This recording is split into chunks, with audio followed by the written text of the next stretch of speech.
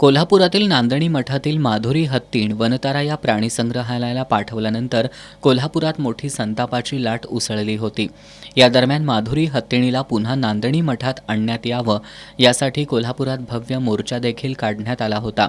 त्या दरम्यान मुंबईतील स्वतःला हिंदुस्थानी भाऊ समजणारा विकास पाठक यानं सोशल मीडियावर कोल्हापूरवासियांच्या विरोधात गरळ ओकली होती। या प्रकरणी मूळचे कोल्हापूरचे रहिवासी असणारे आणि सध्या मुंबई स्थित रहिवासी असलेले संतोष घोलप यांनी मुंबई पोलिसात तक्रार दिली होती।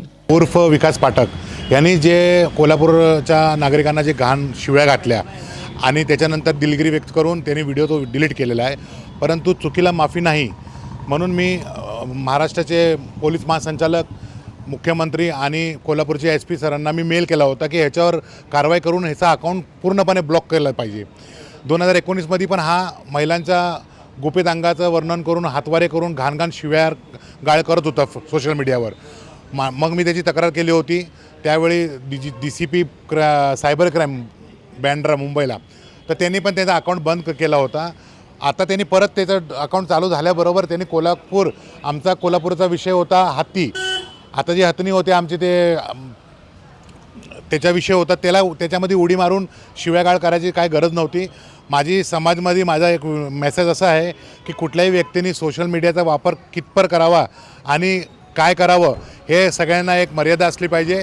हिंदुस्थानी भाऊ मला पत्र आलं होतं सायबर क्राईमकडून की तुम्ही 21 तारखेला कोल्हापूरला सायबर क्राईमच्या ऑफिसमध्ये येऊन भेट द्या आणि तुमचं काय म्हणणं आहे ते तुम्ही मांडा।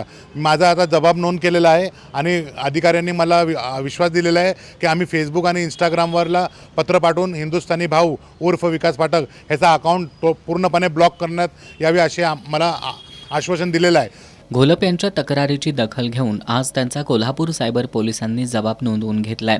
तसंच विकास पाठक याच्यावर कारवाई करण्याची ग्वाही दिली आहे। विकास पाठक याचं सोशल मीडियावरील अकाउंट कायमस्वरूपी बंद करा अशी मागणी संतोष घोलप यांनी केली आहे।